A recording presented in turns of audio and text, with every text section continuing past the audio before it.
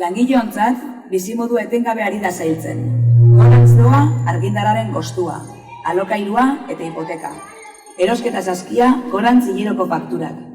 Energia enpresen irabaziak, banketxeenak, eligai banaketa kate handienak, zaintza sektoreko enpresa pribatuenak. Horiek ere etengabe igotzen. Ez ordea langileon soldatak eta pentsioak. Kapitalak krisi garaia baliatzen du etekinak handitzeko. Langileak desjabetzen eta herrialdeen arteko lehia areagotuz. Itxurazko demokraziaren bidez aldenean, gerraren eta faxismoaren bidez behar denean.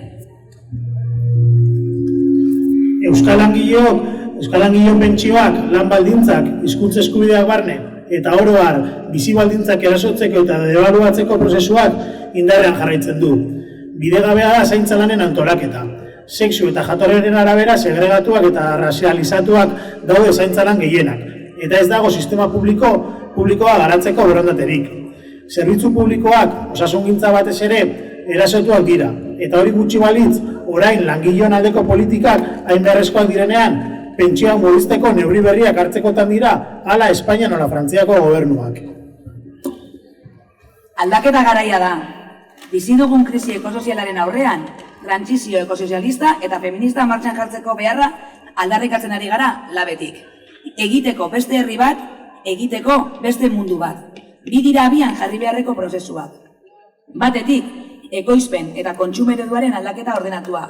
Eta bestetik, ondasunaren banaketa, guztion bizitzak bizigarriak izateko. Jatorriaren arabera, lan eta enplegu banaketarekin apurtu beharra dago. Soldata arrakalarekin bukatu.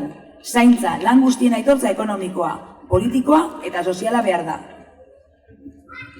Gure herrian izan, baditugu eskumenak zerbitzu publiko duina garatzeko, pentsioak osagaritzeko, gutxieneko soldata ezartzeko, lan mundu euskalduntzeko, diskriminazioei aurre egiteko, baditugu bitartekoak eta badaude baldintzak, hemen lan eta bizi baldintza duinan aldeko borroka indartzen jarraitzeko.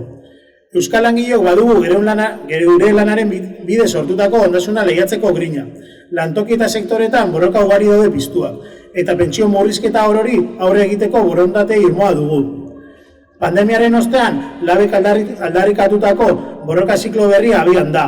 Borrokarako prest eta borroketan murgilduta dagoen laben komunitatea izango da, hain zuzen ere, maiatzaren leheneko protagonista.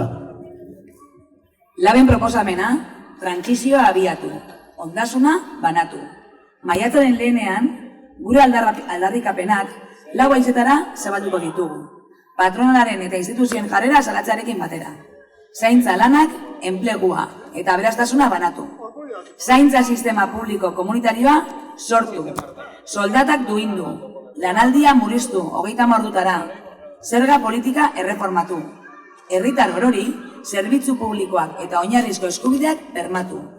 Osasuna, garraioa, etxebizitza, pentsioa, energia edota zaintza sistema publiko komunitarioa. Eremu hauetan eskuhartze publiko sendoa eskatzen dugu.